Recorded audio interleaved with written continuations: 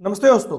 आज का डेट है 7 दिसंबर 2023 और 7 दिसंबर जो है वो दो चीजों के लिए इंपॉर्टेंस रखता है। पहला जो है वो 7 दिसंबर को सशस्त्र सेना झंडा दिवस मनाया जाता है, उसी को कहा जाता है आर्म्ड फोर्सेज फ्लैग डे। तो इसी से संबंधित एक कोड डिस्कस करेंगे। और दूसरा जो है आज 7 दिसंबर के दिन अंतर्राष्ट्रीय नागरिक उड्डयन दिवस मतलब कि इंटरनेशनल सिविल एविएशन डे। ठीक है, तो दोनों चीजों के बारे में पढ़ेंगे। सबसे पहले एक आर्म्ड फोर्सेज से संबंधित एक कोट हम लोग देख लेते हैं, जिसमें कहा जाता है जिनमें अकेले चलने के हौसले होते हैं, एक दिन उन्हीं के पीछे काफिले होते हैं। सेना है तो हम हैं। सेना बहुत ही महत्वपूर्ण है हमारी सुरक्षा के लिए। अगर सेना नहीं होती तो हम जितने सुरक्षित हैं और इतने अच्छे तरीके से पढ़ाई कर पा रहे हैं या फिर कोई भी कार्य कर रहे हैं देश के भीतर, तो इसका पूरा का पूरा क्रेडिट जो जा रहा है वो हमारे सेना का जा रहा है, जो हमारे देश को सुरक्षित रखा है और हमें अपने मन मुताबिक कार्य को चुनने की आजादी देती है। ठीक है, तो इसी के लिए कहा जाता है कि हर एक पथ पे आपको अकेले ही चलना पड़ेगा, क्योंकि आप पैदा अकेले हुए हैं। और अगर आप अकेले चलना सीख गए तभी दुनिया आपके पीछे होगी और कुछ बेहतर करके दिखाएंगे। तो इसी के लिए भारतीय सशस्त्र सेना झंडा दिवस का आज ढेर सारी शुभकामनाएं। और शुरू करते हैं आज का डिस्कशन। तो अभी हम डिस्कस करेंगे द हिंदू के कुछ इंपॉर्टेंट आर्टिकल्स हिंदी में। तो सबसे पहले देख लेते हैं कि आज क्या क्या हम लोग डिस्कस करेंगे। तो ये दोनों के बारे में डिस्कस करेंगे। पहला है 7 दिसंबर को सशस्त्र सेना झंडा दिवस और दूसरा है अंतर्राष्ट्रीय नागरिक उड्डयन दिवस। इन दोनों के बारे में भी कुछ चीजों को पढ़ लेंगे। ठीक है, अगला आर्टिकल जो है गरबा डांस, जो गुजरात का महत्वपूर्ण नृत्य है, उसको यूनेस्को की सूची में शामिल कर लिया गया है। तो गरबा डांस के बारे में पढ़ेंगे और ये कौन सी बैठक थी यूनेस्को की और ये कहां बैठक हुई है, हर एक चीज को हम लोग विस्तार से डिस्कस कर लेंगे। ठीक है, जैसे कि ये जो है 15वीं अमूर्त सांस्कृतिक विरासत के रूप में इसे यूनेस्को में शामिल किया गया गरबा को। तो गरबा के बारे में हर एक चीज को विस्तार से पढ़ लेंगे। और अभी जो बैठक हुई है वो है बोत्सवाना में, बोत्सवाना के कसाने में 5 दिसंबर से 9 दिसंबर तक ये बैठक चल रही है। इसी में 15वीं अमूर्त सांस्कृतिक विरासत के रूप में गरबा को शामिल किया गया है, जो कि गुजरात का बहुत ही महत्वपूर्ण नृत्य है। उसके बाद अगला आर्टिकल जो है जलवायु परिवर्तन जो है वो दुनिया को बीमार बना रहा है। ठीक है, climate change is making the world sick. अनेक प्रकार की बीमारियां उत्पन्न हो रही है जो भी लगातार क्लाइमेट चेंज आ रहा है, जैसे कि हीट वेव आ रहा है। उसके बाद अनेक प्रकार का एयर क्वालिटी इंडेक्स जो है बहुत ज्यादा खराब स्थिति में, जिससे कि फेफड़ों की अनेक प्रकार की बीमारियां उत्पन्न हो रही है। उसके बाद लगातार ग्लोबल टेम्परेचर के बढ़ने से जो मच्छरों का प्रकोप है वो लगातार बढ़ता जा रहा है। मच्छरों से जो अनेक प्रकार की बीमारियां उत्पन्न होती है उसका जो प्रसार ज्यादा से ज्यादा हो रहा है। ठीक है, उसके बाद अनेक प्रकार की समस्याएं यहाँ पे उत्पन्न हो रही है। डब्ल्यूएचओ का भी रिपोर्ट हाल ही में आया, उसमें कहा गया डेंगू का जो प्रसार है वो लगातार बढ़ गया। बहुत से देश जहां पे डेंगू जड़ से समाप्त हो गया था, वहां पे फिर से डेंगू के बहुत सारे केसेस देखने को मिले हैं। उसके बाद मलेरिया का भी ज्यादा से ज्यादा विस्तार हो रहा है, लगातार लोग बीमार हो रहे हैं मलेरिया से भी। 2022 में 5 मिलियन से अधिक मामले दर्ज किए गए सिर्फ मलेरिया के। ठीक है, उसके बाद जो है आंत के अनेक प्रकार के संक्रमण बढ़ रहे हैं।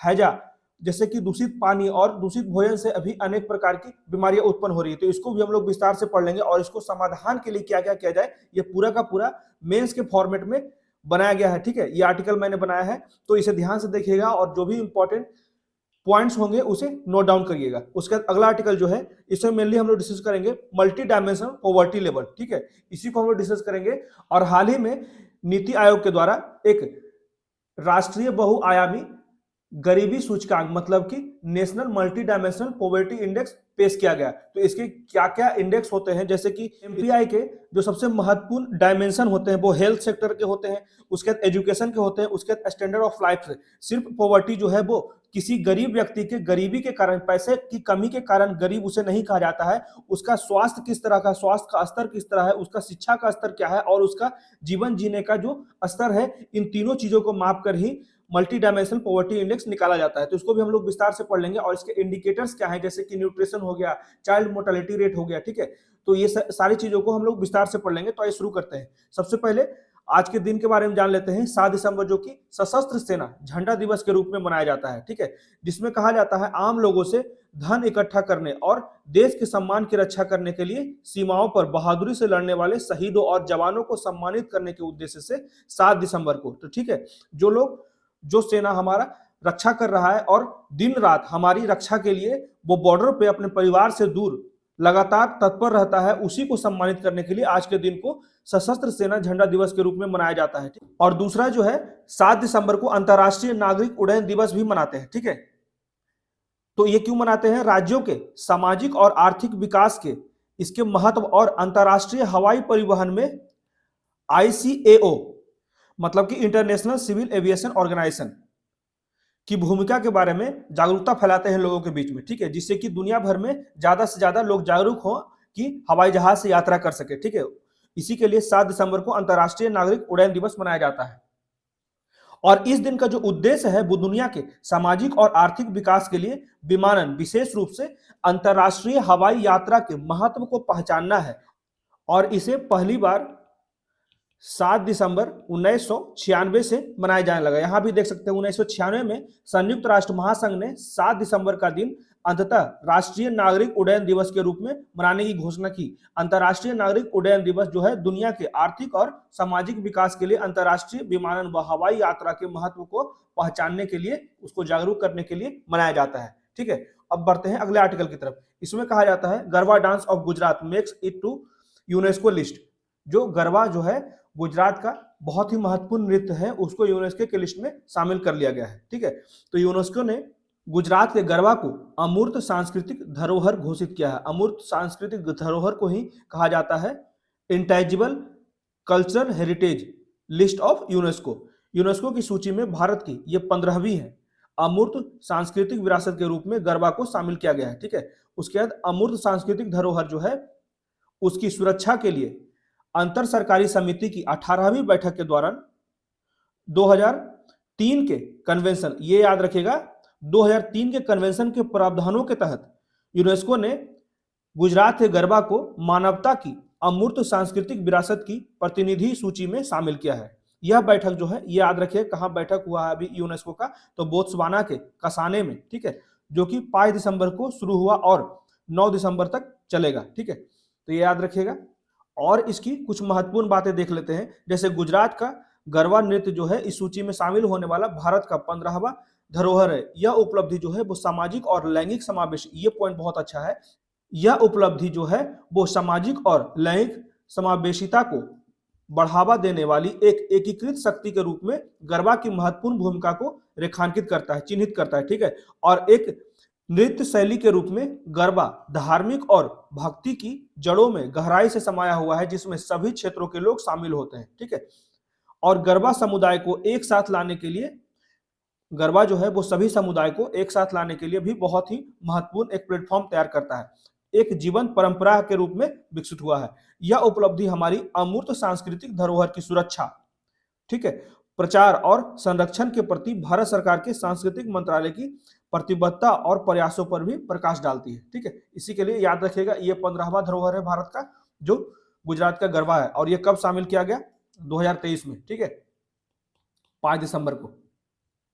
अब बढ़ते हैं अगले आर्टिकल की तरफ। इसमें कहा जाता है climate change is making the world sick, मतलब कि जो जलवायु परिवर्तन है वो विश्व को बीमार बना रही है। ठीक है, इसके बारे में हम लोग ध्यान से पढ़ लेते हैं, क्योंकि ये बहुत ही इंपॉर्टेंट टॉपिक है। लगातार अभी क्लाइमेट चेंज का अभी COP28 भी चल रहा है। ठीक है, तो अभी G20 में भी लगातार बातें की गई कैसे हम लोग क्लाइमेट चेंज को कंट्रोल कर सकते हैं। ठीक है, तो इसी के बारे में एक और बहुत ही महत्वपूर्ण आर्टिकल है, इसको हम लोग मेंस के फॉर्मेट में भी पढ़ लेंगे अच्छे से। ठीक है, तो शुरुआत कर लेते हैं। जैसे कि जलवायु परिवर्तन जो है दुनिया को लगातार बीमार करता जा रहा है। जैसे जलवायु परिवर्तन के दुष्परिणाम यहाँ पे हैं, जो गर्मी से तनाव मतलब कि हीट स्ट्रेस, उसके बाद जंगल की जो आग लगने की जो दरें हैं वो लगातार बढ़ती जा रही है, उसके धुएं से फेफड़ों की अनेक बीमारियां हो रही है। ठीक है, फेफड़ों का नुकसान हो रहा है। उसके बाद तापमान के लगातार वृद्धि से अनेक प्रकार के रोग उत्पन्न हो रहे हैं, खासकर तापमान जो बढ़ रहे हैं तो मच्छरों से जो मच्छर जनित रोग होते हैं उसका भी प्रसार बढ़ गया है। ठीक है,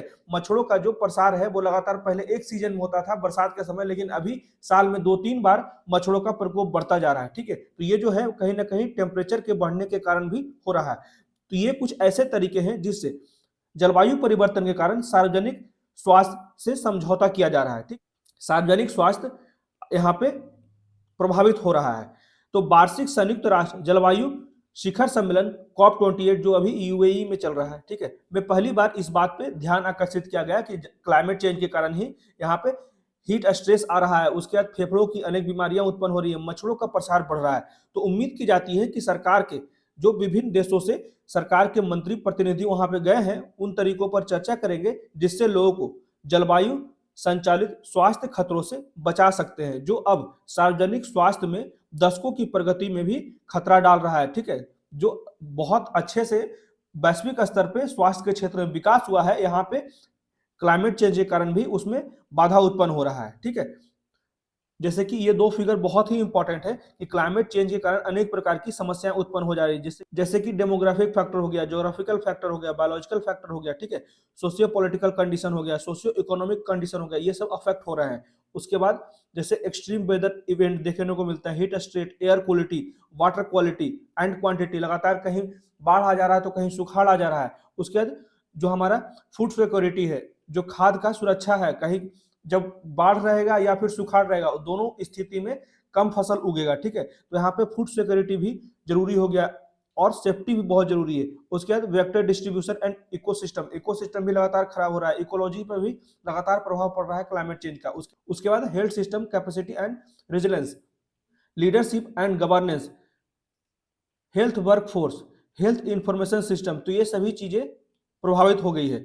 और देख सकते हैं जैसे कि यहाँ पे हेल्थ आउटकम क्या आ रहे हैं, क्लाइमेट से संबंधित जो अनेक प्रकार के समस्याएं, खतरे उत्पन्न हो गए हैं, जैसे कि यहाँ पे एक्सट्रीम वेदर कंडीशन के कारण भी फेफड़ा और अनेक प्रकार की समस्याएं उत्पन्न हो रही है, हीट रिलेटेड बीमारियां उत्पन्न हो रही है, श्वास लेने से संबंधित बीमारियां हो रही है। उसके बाद जो वाटर बॉर्न डिजीज है, जैसे मच्छर हो गया, हैजा हो गया, डेंगू हो गया। ठीक है, जो दूषित पानी से, दूषित भोजन से हो रहे हैं। ठीक है, और बहुत से अभी बीमारियां जो है वो जानवरों से मनुष्यों में फैल रहे हैं। ठीक है, इंसानों में फैल रहे हैं। उसके बाद वेक्टर बोर्न डिजीज, अनेक प्रकार के कीड़े मकोड़े से भी अनेक प्रकार की बीमारियां हो रही है, जैसे मच्छरों से हो रही है। ठीक है, उसके बाद माल न्यूट्रिशन की भी समस्या उत्पन्न हो गई है, क्योंकि अच्छे तरीके से अगर बारिश नहीं हो पाएगा, टेम्परेचर लगातार बढ़ता जाएगा, तो ये दुष्परिणाम जो है वो कृषि को भी अफेक्ट करेगा। ठीक है, उससे क्या होगा कि पोषक तत्व का भी ह्रास होगा, इसी कारण यहाँ पे कुपोषण की भी बहुत बड़ी समस्या उत्पन्न हो गई है। उसके बाद नॉन कम्युनिकेबल डिजीज का भी विस्तार हो रहा है। उसके बाद मेंटल एंड साइकोलॉजिकल हेल्थ भी यहाँ पे प्रभावित हो रहे हैं, जिसके कारण हेल्थ सिस्टम और फैसिलिटी पे भी अनेक प्रकार की समस्याएं उत्पन्न हो रही है, क्योंकि लगातार जो क्लाइमेट चेंज हो रहा है उससे क्या हो रहा है कि बीमारी ज्यादा हो रही है, तो इससे हेल्थ सेक्टर पे अतिरिक्त प्रभाव पड़ रहा है, अतिरिक्त बोझ बढ़ रहा है। ठीक है, उसके बाद अब देख लेते हैं डब्ल्यूएचओ का रिपोर्ट क्या है। तो डब्ल्यूएचओ के अनुसार विशेषज्ञों को उम्मीद है कि 2030 से कुपोषण, मलेरिया और डेंगू, डायरिया और गर्मी के तनाव मतलब कि हीट स्ट्रेस से वैश्विक मृत्यु दर प्रति वर्ष 2.5 लाख तक बढ़ जाएगी। ठीक है, 2030 तक कुपोषण, मलेरिया, डेंगू, डायरिया और हीट स्ट्रेस के कारण जो अभी मृत्यु होती है उसमें 2.5 लाख और भी बढ़ जाएंगे वैश्विक स्तर पे। ठीक है, डेंगू, मलेरिया और जीका सहित वायरस फैलाने वाले मच्छर जो है दुनिया के नए हिस्सों में स्थानांतरित हो रहे हैं, क्योंकि गर्म तापमान और भारी बारिश उनके प्रजनन के लिए अनुकूल परिस्थितियां पैदा करती है। डब्ल्यूएचओ के अनुसार रिपोर्ट के लिए डेंगू के मामले जो है 2000 में लगभग आधे मिलियन थे। ठीक है, मतलब कि 5 लाख, उससे बढ़कर 2019 में 5 मिलियन हो गए, मतलब कि 50 लाख से अधिक हो गए। ठीक है, तो 5 लाख से 50 लाख हो गए मात्र 19 सालों में, ये देख सकते हैं। ठीक है, उसके बाद डब्ल्यूएचओ की विश्व मलेरिया रिपोर्ट में पाया गया है कि जलवायु परिवर्तन का भी मलेरिया पर अप्रत्याशित प्रभाव पड़ा है। पिछले वर्ष की तुलना में 2022 में 5 मिलियन अधिक मामले दर्ज किए गए हैं। तो ये भी देख सकते हैं कि 2021 की तुलना में 2022 में 5 मिलियन, ठीक है, मतलब कि 50 लाख केसेज अधिक देखे गए हैं मलेरिया के। उसके बाद उदाहरण के लिए पिछले साल पाकिस्तान में आई बाढ़ के कारण देश में मलेरिया के मामले में 400% की वृद्धि हो गई। यह बीमारी जो है वो अफ्रीका के ऊंचे इलाकों में भी फैल गई है, जो पहले मच्छरों के लिए बहुत ठंडा था। तो ये देखा जा सकता है क्लाइमेट चेंज के कारण लगातार जो टेम्परेचर बढ़ रहा है उसके कारण भी उसके लिए अनुकूल परिस्थितियां बन रही है मच्छरों के लिए, इसलिए वो ज्यादा प्रकोप फैला रहा है। इसी तरह दूषित भोजन और पानी से फैलने वाले आंतों में संक्रमण, हैजा के खिलाफ दशकों की प्रगति के बाद मामलों की संख्या फिर से बढ़ रही है, जिसमें वे देश भी शामिल है जहां यह बीमारी पूरी तरह से समाप्त हो गई थी, वहां फिर से बहुत बड़ी संख्या में मामले फिर से आने लगे हैं। जैसे औद्योगिक क्रांति पूर्व, मतलब औद्योगिक क्रांति कब आई थी, तो लगभग 18th century, mid 18th century मतलब कि 1760-65 के आसपास ही सबसे पहले इंडस्ट्रियलाइजेशन आया था। ठीक है, औद्योगिक क्रांति के पूर्व के औसत तापमान से लगभग अभी वर्तमान समय में 1.1 डिग्री सेल्सियस अधिक तापमान बढ़ चुका है ग्लोबल स्तर पे। तो डब्ल्यूएचओ के अनुसार 2022 में 21 की तुलना में 25% अधिक देशों में हैजा के मामले सामने आए हैं, जिसमें स्वच्छ पानी की पहुंच में सीमितता आई है, स्वच्छ पानी का पहुंच कम होता जा रहा है। ठीक है, और बैक्टीरिया को पनपाने वाले बैक्टीरिया के लिए अनुकूल परिस्थितियां बन रही है, जैसे कि चक्रवात की बारंबारता, चक्रवात लगातार आ रहा है। अभी देख सकते हैं, अभी ही आया हुआ है भारत के जो पूर्वी क्षेत्र हैं, चाहे वो उड़ीसा हो, आंध्र प्रदेश हो, तेलंगाना हो या तमिलनाडु हो, मिचोंग चक्रवात आया हुआ है। तो उसी तरह से चक्रवात, बाढ़ और सूखा की जो भूमिका होती है वो बैक्टीरिया को उसकी परिस्थिति बनाती है, उसको अनुकूल परिस्थिति बनाती है, जिससे कि बैक्टीरिया पनपने में वृद्धि हो जाता है, जिससे कि बैक्टीरिया की संख्या में वृद्धि हो जाती है। तो तेजी से अनियमित बारिश के माध्यम से जलवायु परिवर्तन से डायरिया भी बढ़ रहा है। यह दुनिया में 5 साल से कम वर्ष, मतलब कि जो बच्चे 5 साल से कम उम्र के हैं उसको ज्यादा इफेक्ट कर रहा है डायरिया। तो वहां पे बच्चों की मौत का दूसरा सबसे बड़ा कारण बन रहा है डायरिया, जो हर साल 5 लाख से अधिक बच्चों की जान लेता है डायरिया के कारण, और यह अनियमित वर्षा के कारण उत्पन्न हो रहा है। कहीं ना कहीं इसका भी जलवायु परिवर्तन के कारण इस तरह की परिस्थितियां बन रही है। अनुमान है कि गर्मी का तनाव, मतलब कि हीट स्ट्रेस, करोड़ों लोगों को प्रभावित करेगा, क्योंकि अगले कुछ दशकों में जो तापमान है, वैश्विक तापमान अभी भी बढ़ेगी ही, ऐसा डब्ल्यूएचओ के द्वारा कहा जा रहा है। उसके द लेंसेट मेडिकल जर्नल की एक रिपोर्ट में पाया गया है कि दुनिया पहले से ही औद्योगिक पूर्व के, मतलब कि वही इंडस्ट्रियलाइजेशन ईरा, मतलब कि 1760 के आसपास की बात की जा रही है, तो उसके पूर्व जो तापमान था उसकी तुलना में अभी वर्तमान समय का जो तापमान है 1.1 डिग्री सेल्सियस अधिक गर्म हो गया है।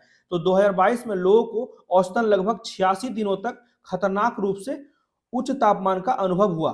तो रिपोर्ट में यह भी कहा गया है कि अगर दुनिया जो है पूर्व औद्योगिक स्तर से, मतलब कि जो 1760 के इस समय जितना तापमान था उसके स्तर से अगर 2 डिग्री सेल्सियस अधिक गर्म हो जाती है, तो वार्षिक गर्मी से होने वाली मौत जो है वो 4 गुना बढ़ जाएगी अभी वर्तमान स्थिति से। अभी ऑलरेडी 1.1 डिग्री सेल्सियस जो है हमारा तापमान बढ़ चुका है। तो यही डब्ल्यूएचओ के द्वारा कहा जा रहा है, अगर 2 डिग्री सेल्सियस बढ़ जाती है तो अभी जो मौतें हो रही है खासकर हीट स्ट्रेस के कारण, गर्मी बढ़ने से, तापमान बढ़ने से उसकी मौतों में संख्या 4 गुनी और बढ़ जाएगी।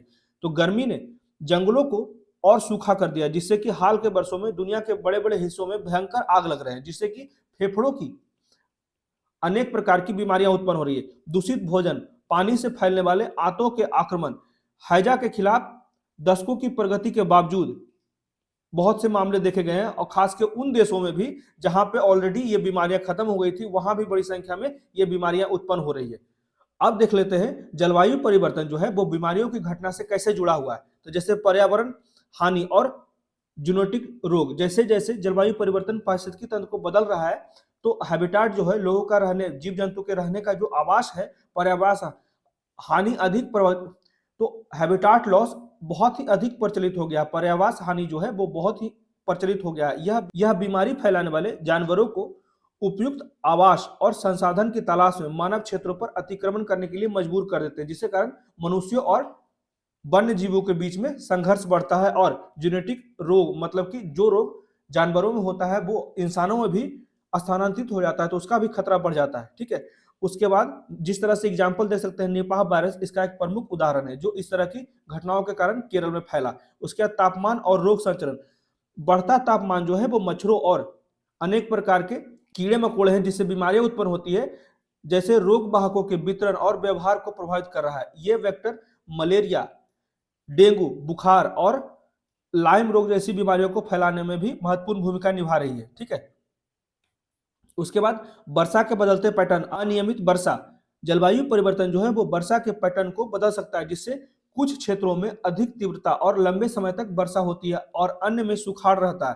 तो ये परिवर्तन जो है वो रोग वाहकों के लिए उपयुक्त प्रजनन वातावरण तैयार करता है। इसी के कारण बढ़ी हुई बाढ़ जल स्रोतों को सीवेज और रोग जनकों से दूषित कर सकता है, जिससे कि हैजा और पेचिश जैसी जल जनित बीमारियों का भी प्रकोप बढ़ जाता है। भारी बारिश से लंबे समय तक जो जमा हुए पानी होते हैं उसके कारण भी अनेक बीमारियां उत्पन्न होती है, जिस कारण वहां मच्छर ज्यादा आ जाते हैं, तो मलेरिया और जीका वायरस जैसी बीमारियां भी ज्यादा अपना प्रकोप फैलाती है। जैसे कि आगे देखा जाता है परिवर्तित वेक्टर व्यवहार, जलवायु परिवर्तन जो है वो रोग मच्छर जो रोग उत्पन्न करते हैं, ठीक है।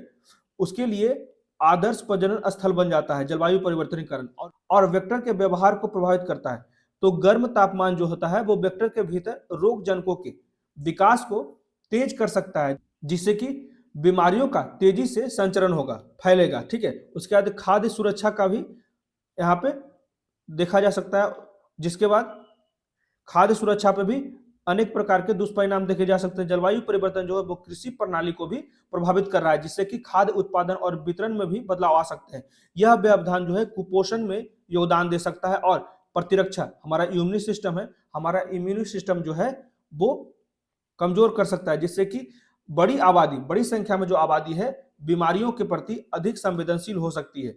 उसके बाद चरम मौसम की घटनाएं, जलवायु परिवर्तन जो है चक्रवात, लू और जंगल की आग जैसी चरम घटनाओं की आवृत्ति में वृद्धि करती है, जिससे कारण अनेक प्रकार के विस्थापन और स्वास्थ्य देखभाल की व्यवधान लगता है, जिससे कि बीमारियां फैलने के लिए अनुकूल परिस्थितियां बन जाती है, ठीक है। तो सरकार के द्वारा क्या क्या पहल किया गया है, तो स्वास्थ्य देखभाल सुविधाओं में संक्रमण की रोकथाम और नियंत्रण के लिए राष्ट्रीय दिशा निर्देश क्या दिया गया है, तो रोगी की सुरक्षा और संक्रमण को रोकने और नियंत्रित करने के लिए स्वास्थ्य कार्यकर्ताओं की क्षमता के लिए एक व्यापक रूपरेखा प्रदान करते हैं। और इस दिशा निर्देश का उद्देश्य जो है निपाह, इबोला जैसे संक्रामक बीमारियों से वर्तमान और भविष्य के खतरों को रोकना और रोगाणुरोधी प्रतिरोधक, ठीक है, इम्यून सिस्टम तैयार करना, जिससे कि स्वास्थ्य सेवाओं की समग्र गुणवत्ता में सुधार हो सके। उसके बाद राष्ट्रीय स्वास्थ्य मिशन का क्या उद्देश्य है जो सरकार के द्वारा चलाया गया है, तो यह भारत सरकार द्वारा अल्प सेवा वाले ग्रामीण और शहरी क्षेत्रों की स्वास्थ्य आवश्यकताओं को पूरा करने के लिए शुरू किया गया एक पहल है। इसका उद्देश्य जो है वो स्थानीय स्तर पर स्थानिक बीमारियों सहित संचारी और गैर संचारी रोगों को रोकना और नियंत्रित करना है। उसके बाद सार्वभौमिक टीकाकरण कार्यक्रम, मतलब कि यूनिवर्सल वैक्सीनेशन प्रोग्राम, यह बच्चों और गर्भवती महिलाओं को पोलियो, खसरा, टेटनस और अन्य जैसी 12 वैक्सीन निवारण बीमारियों से बचाने के लिए मुफ्त टीके प्रदान कर रहा है। कार्यक्रम ने मिशन इंद्रधनुष नामक एक महत्वाकांक्षी पहल भी शुरू की है, जिसका उद्देश्य जो है पूर्ण टीकाकरण कवरेज में तेजी लाना और वंचित जो आबादी है, खासकर ग्रामीण स्तर पे जो इस पे जागरूक नहीं है, वहां पे इसकी पहुंच को सुनिश्चित करना। तो इस समस्या के समाधान के लिए क्या क्या उपाय किए जा रहे हैं, तो यहाँ पे जलवायु परिवर्तन है उसको कम करने के लिए जैसे स्वच्छ और अधिक कुशल प्रौद्योगिकी को उपयोग करना, नवीकरणीय ऊर्जा स्रोत पर ज्यादा से ज्यादा स्थानांतरण करना, ठीक है, जो रिन्यूएबल एनर्जी है उसका ज्यादा से ज्यादा उपयोग करना, ऊर्जा दक्षता में सुधार करना और कम कार्बन उत्सर्जन वाले जीवन शैली को अपनाना, जीवाश्म ईंधन का कम उपयोग करना, कृषि के लिए भी जो नवीन तकनीक है उसका उपयोग करना, उद्योग का नवीकरणीय ऊर्जा से ज्यादा संचालन करना और अपशिष्ट प्रबंधन का सही तरीके से नियंत्रण करना, जैसे विभिन्न स्रोतों से जो ग्रीन हाउस गैस उत्सर्जन है उसको कम किया जा सकता है। तो उसके उपाय के लिए राष्ट्रीय जैव ईंधन निधि, वाहन स्क्रैपेज नीति, जो पुराने वाहन है 15 वर्ष से ज्यादा हो गए हैं या फिर 10 वर्ष से ज्यादा डीजल इंजन है और जो 15 वर्ष से ज्यादा पेट्रोल इंजन है तो इन्हें बाहर करना। उसके बाद E20 बहुत ही महत्वपूर्ण, याद रखेगा, E20 इंजन पॉलिसी। E20 किसे कहता है, तो E20 ईंधन यानी 20% इथेनॉल और 80% पेट्रोल का मिश्रण होता है, उसी को कहा जाता है E20। ये ध्यान रखेगा, किसी भी एग्जाम में पूछा जा सकता है, ठीक है, इथेनॉल और पेट्रोल। तो राष्ट्रीय हरित हाइड्रोजन मिशन, इस संबंध में सरकार द्वारा उठाए गए कुछ महत्वपूर्ण कदम है। प्राकृतिक पारिस्थितिकी तंत्र की रक्षा और पुनर्स्थापना करके कार्बन पृथक्करण और भंडारण को बढ़ावा देना, भूमि क्षरण को कम करना, वनों की कटाई को रोकना, जंगलों, मिट्टियों और महासागरों जैसे ग्रीन हाउस गैसों के संचय को बढ़ाना, ठीक है, प्रतिपूरक वन रोपण निधि प्रबंधन, ठीक है, ये सारी नए नए योजनाओं को शुरू करना, मरुस्थलीकरण को कम करना, ठीक है, ज्यादा से ज्यादा पेड़ लगाना। उसके बाद रोग निगरानी प्रणालियों को सुदृढ़ बनाना, जैसे निगरानी प्रौद्योगिकी को बढ़ावा देना, उन्नत निगरानी प्रौद्योगिकियों और प्रणालियों में निवेश करना, ज्यादा से ज्यादा नए नए तकनीक के लिए, रिसर्च के लिए निवेश करना, जो उभरती बीमारियों के प्रकोप की वास्तविक समय में रियल टाइम पर उसको ट्रैक किया जा सके, ठीक है, और रोग रिपोर्टिंग के लिए वेब सक्षम प्लेटफॉर्म के उपयोग को बढ़ावा देना, ठीक है। उसके बाद एकीकृत स्वास्थ्य सूचना प्लेटफॉर्म, जिसको कहा जाता है इंटीग्रेटेड हेल्थ इंफॉर्मेशन प्लेटफॉर्म, को 2018 में 7 राज्यों में पेश किया गया और इसमें मेनली एक वेब सक्षम लगभग वास्तविक समय की इलेक्ट्रॉनिक सूचना प्रणाली के रूप में डिजाइन किया गया, क्योंकि अगर कोई भी राज्य में जैसे कि अभी निपाह वायरस जो केरला में फैल गया था, तो उसको तुरंत अगर सरकार से मदद मिलने लगा तभी तो उसको कंट्रोल करने में आसानी हुआ। इसी के लिए कहा जाता है रियल टाइम में जल्दी से जल्दी रिस्पॉन्स देना, ठीक है। जो ज्यादा तेजी से फैलने वाली बीमारियां होती हैं उसको जल्द से जल्द कंट्रोल करने की आवश्यकता होती है। इसी के लिए यहाँ पे वेब सक्षम बनाया जा रहा है। उसके बाद रियल टाइम में जल्दी जल्दी रिपोर्ट करने की बात की जा रही है और जो रोग स्थितियों की एक विस्तृत श्रृंखला पर रिपोर्ट करने और अलग अलग डेटा प्रदान करने में सक्षम बनाता है। हालांकि IHIP कई चुनौतियों से जूझ रहा है, जैसे कि उभरती बीमारियों के प्रकोप की वास्तविक समय पर नजर रखने के मामले में IHIP उम्मीद पर खरा नहीं उतरा है। तकनीकी प्रगति के बावजूद कार्यान्वयन और परिचालन संबंधी चुनौतियां हो सकती है, जिसका समाधान करने की आवश्यकता है। उसके बाद एक स्वास्थ्य दृष्टिकोण बनाने की आवश्यकता है, जिससे कि जो मानव, पशु, पौधे और पर्यावरणीय स्वास्थ्य की निगरानी को एकीकृत करे, ठीक है। और यह दृष्टिकोण इन कारकों के अंतर संबंधों को पहचाने और विशेष रूप से जानवरों से उत्पन्न होने वाले अनेक प्रकार के बीमारियों के प्रकोप को रोकने में भी महत्वपूर्ण भूमिका निभाए। उसके क्षमता निर्माण और संसाधन आवंटन, जैसे बीमारी के प्रकोप की प्रभावी ढंग से निगरानी करना और प्रक्रिया देने के लिए स्वास्थ्य कर्मियों को ज्यादा से ज्यादा और प्रतिक्रिया देने के लिए स्वास्थ्य कर्मियों को ज्यादा से ज्यादा ट्रेन किया जाए, ठीक है, प्रशिक्षण दिया जाए। पर्यावरण वैज्ञानिकों और अन्य प्रासंगिक पेशेवरों के लिए प्रशिक्षण और क्षमता निर्माण पर अधिक से अधिक निवेश करने की बात की जा रही है, ठीक है। रोग निगरानी और प्रतिक्रिया प्रयासों का समर्थन करने के लिए धन और कर्मियों सहित पर्यावरण संसाधन आवंटित करने की बात की जा रही है। जन जागरूकता बढ़ाएं और ज्यादा से ज्यादा लोगों को शिक्षित करें, खासकर ग्रामीण क्षेत्रों में, और जो अनपढ़ लोग हैं वहां पे ज्यादा से ज्यादा जागरूकता फैलाएं। जैसे दिल्ली सरकार के डेंगू विरोधी अभियान जैसे जागरूकता कार्यक्रम को तेज करने की आवश्यकता है। उसके अंतर्राष्ट्रीय सहयोग की भी आवश्यकता है। प्रधानमंत्री के वैज्ञानिक सलाहकार के कार्यालय ने इस पहल में अग्रणी भूमिका निभाई है। हालांकि विश्व बैंक जैसे नए फंडिंग स्रोतों के साथ वन हेल्थ और संक्रामक रोग नियंत्रण कार्यक्रम की सफलता सुनिश्चित करने के लिए अधिक समन्वय और प्रबंधन की आवश्यकता है। उसके बाद कार्यक्रम मूल्यांकन और अनुकूलन, जैसे रोग निगरानी और नियंत्रण कार्यक्रमों की प्रभावशीलता का नियमित रूप से मूल्यांकन करें और उभरते रोग पैटर्न और जलवायु परिवर्तन प्रभावों के आधार पर रणनीति तैयार करने की आवश्यकता है। तो ये था पूरा का पूरा कि क्लाइमेट चेंज किस तरह से वर्ल्ड को सिक बना रहा है, ठीक है। हम लोगों ने हर एक डायमेंशन से पढ़ लिया, बस निष्कर्ष नहीं दिया हूं। तो निष्कर्ष में क्लियर कह सकते हैं कि क्लाइमेट चेंज केवल हीट वेव ही नहीं, अनेक प्रकार की बीमारियां उत्पन्न कर रहा है लगातार, जैसे कि बाढ़, चक्रवात, सभी चीजों को यहाँ पे शामिल किया जा सकता है। और उसमें कह सकते हैं कि इसका जो प्रभाव है दूरगामी है। इसी के लिए हमें ग्रीन हाउस गैस के उत्सर्जन को कम करने की बात की गई है और इसके लिए वैश्विक स्तर पर निरंतर कार्य किए जा रहे हैं। COP28 का एग्जाम्पल दे सकते हैं, जो भविष्योन्मुखी होगा और उम्मीद किया जाता है कि 2030 में हम लोग कुछ लक्ष्यों को प्राप्त कर सकेंगे, जैसे कि जो हमारा जो टेम्परेचर को कम रखने का जो लक्ष्य है उसको कुछ हद तक प्राप्त कर सकेंगे। तो इसी तरह का एक निष्कर्ष दे देंगे जो हमारा भविष्योन्मुखी हो, ठीक है।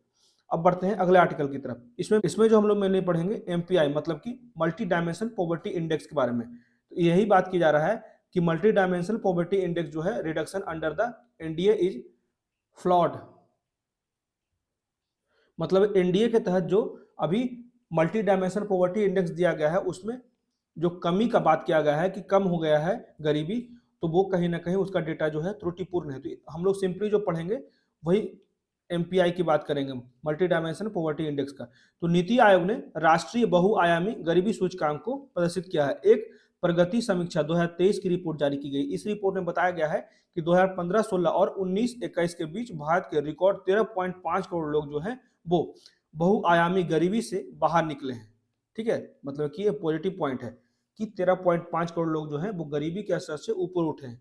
तो सबसे पहले हम लोग जान लेते हैं कि मल्टी डायमेंशनल पॉवर्टी इंडेक्स होता क्या है। तो नीति आयोग जो है वो MPI के लिए नोडल मंत्रालय के रूप में कार्य करता है। यह Oxford poverty and human development initiative और संयुक्त राष्ट्र विकास कार्यक्रम UNDP जैसे प्रकाशन एजेंसियों के साथ जुड़ा हुआ है। तो याद रखिएगा MPI जो है वो दो महत्वपूर्ण संगठनों के द्वारा किया जाता है, Oxford poverty and human development initiative और UNDP के द्वारा, ठीक है। यह अल्कीरे फोस्टर पद्धति का उपयोग करता है। इसको मेनली जो कहा जाता है सबीना अल्कीरे और जेम्स फोस्टर द्वारा विकसित अल्कीरे फोस्टर विधि, जो गरीबी को मापने के लिए एक लचीला तकनीक है, ठीक है।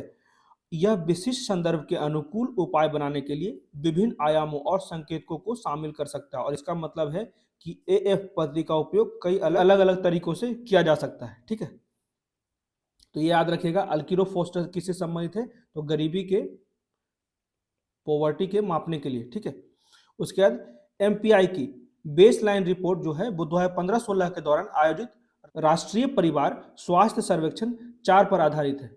इसी को कहा जाता है national family health survey report.